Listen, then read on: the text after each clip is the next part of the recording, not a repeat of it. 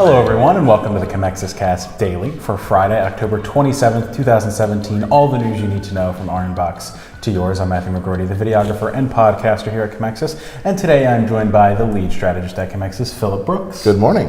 And the president of Commexis, Len Ward. Good morning. So our first story today, it's earnings season. So we have a little bit about Alphabet and Google's earnings report. Yeah, so Alphabet's shown some pretty strong growth as usual. Its quarterly profit grew from 6.73 billion, grew to 6.73 billion on revenue of 27.77 billion. The part that I wanted to discuss really is kind of the split here. The core business of selling ads went up 22.6%, which is the fastest rate of growth they've had in 1 year since they've been around, and a 40% increase in non-advertising revenue, which is 3.41 billion, and that's really buoyed by their cloud computing. So, the cloud stuff continues to grow throughout the industry. And just to give it a little more context, profits spiked 33% in the third quarter. So, that's been, the growth has been largely driven by smartphones and search results on local and on mobile. I haven't read this yet, but it says YouTube as well grew? Correct. Okay. So one of the reasons, we'll just discuss advertising. We won't get into the actual cloud, but one of the reasons that their earnings is going up and the stock price is through the ceiling is because of the pay-per-click. So what we're noticing as of late, and one of the things we've discussed with clients, it's to the point where we won't even take you as a client unless you are strongly considering doing pay-per-click. Not strongly considering, but it has to be in your budget. You have to be committed to it. Yeah. So this was not the line we used 2-3 years ago. We felt as if from an SEO perspective, we could get you where you needed to be. If you're an investor in Google right now, you're at a good time. I mean, I don't see them missing numbers for the foreseeable future. I mean, that's the obvious. Between them and Facebook, they are the 80%. They are, the 800-pound gorilla in the ring. But this is coming. The reason they're making money right here on the search ads is because there is not enough real estate on the first page of Google. And what's happening is that people are now paying more money on pay-per-click than they were a couple years ago. They have to take that money and put it in other avenues if they can't get on the first page. And some people are even happy just to be to the bottom of the first page or second page on pay-per-click. But you are beginning to see a spillover into YouTube. YouTube's making a really big push right now for you to be doing ads, and it's something that companies should be considering. Hiring a video company like ourselves to do like a 15-20 second commercial on YouTube is something that's effective. So I mean, just clarification as to why are they making so much money? Well, quite frankly, if you look at the first page of Google, it's 60%, 70% paid, and now they have the new service-based ads which are coming out where plumbers, things like that are now, there's a whole different section, and I'm probably saying it wrong, there's a whole different section in which you can advertise on. And if you actually run your pay-per-click campaign properly, you can actually now be advertising within the maps. So there's another way which you could show there. So we have a long line we've been saying here at Commexis. Google's first page is going to be completely paid. It's just a matter of time for when it happens.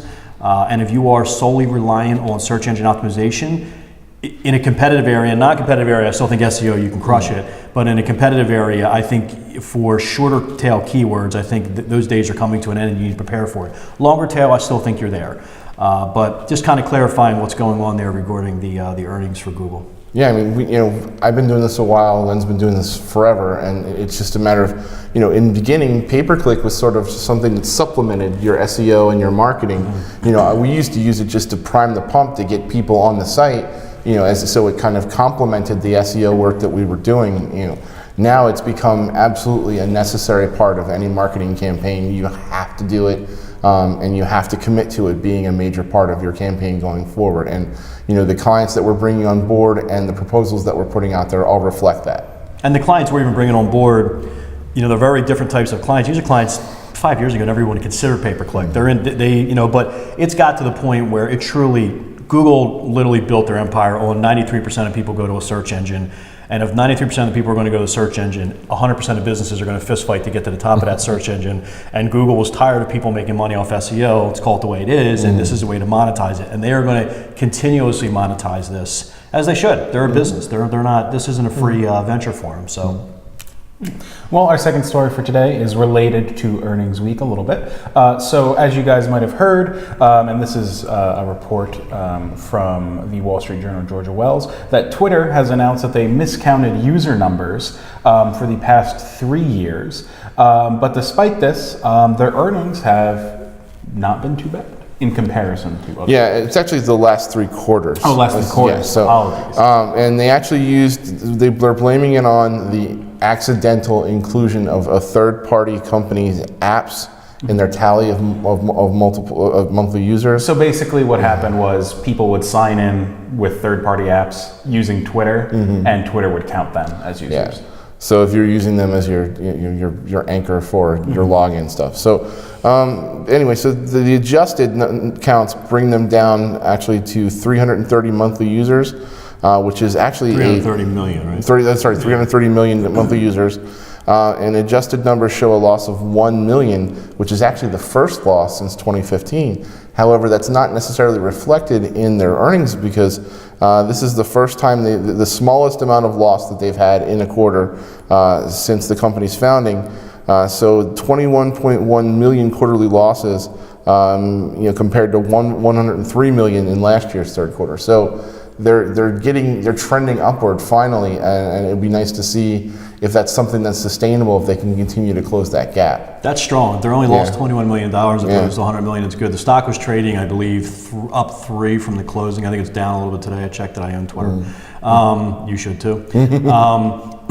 That's interesting with Twitter. I still think Twitter is a takeover candidate. I don't think there's any question. We still say from an advertising perspective, I don't necessarily know if it's really where your dollars should be for Twitter. I mean, it depends. Certain types of businesses, I do think maybe you should have some stuff there, but I just don't think there's enough users there right now to really warrant some sort of advertising platform. We've run it a million times and we don't see a ton of success, but I still think there's something there. They have to try to figure something out how to monetize these dollars, and I don't know what the answer is for Twitter. I think Twitter's problem is that it's so micro and focused and so razor focused that it's become kind of a substitute for customer service. And that's what we see a lot of cases with people using Twitter for big brands, is that it's just another way for people to get in touch with somebody from that brand to complain, or sometimes occasionally actually allow them and give them some positives. But for the most part, I don't see how that really gives you a lot of monetization, revenue options. But I guess it does build confidence in the brand. It's good for branding and it's good for building your brand. But it's not, in my mind, a great platform for advertising, simply because it's just, it's really more of a communication platform. At least that's what most people are using it for in conjunction with big brands. Yeah, I think when you get when there's a solid company that comes in, acquires this, and really monetizes this the right way, I think Twitter is going to be a tremendous tool. Because I know we all say, I still think there's something there for Twitter. We just don't know what it is yet. Yeah. Well, our final story today for the last about minute that we have, something that's probably kind of obvious, but eMarketer has come out with some specific numbers for us. Millennials prefer digital communication over face-to-face communication. So the survey was conducted by using 4,013 internet users ages 18 to 34 in 6 countries: Australia, Germany, France, Japan, the United Kingdom, and the US. And in the UK and the US, about 3/4 of millennials said that they prefer talking digitally through text or through email or through social media platform compared to face-to-face. And the lowest was Germany at just about 50%. So I don't know if anybody's really surprised, but it's always nice to have numbers about it. Yeah, that's one of those kind of versions. So, but I think it's still nice to know that when we're pivoting towards a video-driven kind of concept, or we're pushing our clients the right way, that the numbers bear that out. That we're seeing that audience responds to the channels that we're telling people to be on. Yeah.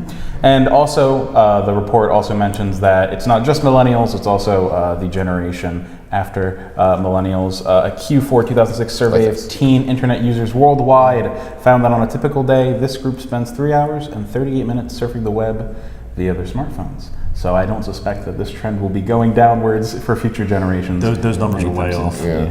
Right, like 6 hours. 3 hours. 3 hours. I think those numbers are a little low. That says, have you ever seen a kid? Yeah, well, that's a good point. Yeah. Well, thank you everybody for tuning in to today's episode of the Commexis Cast Daily. Check us out next week for more of the latest trending news. Have a great day. Thanks.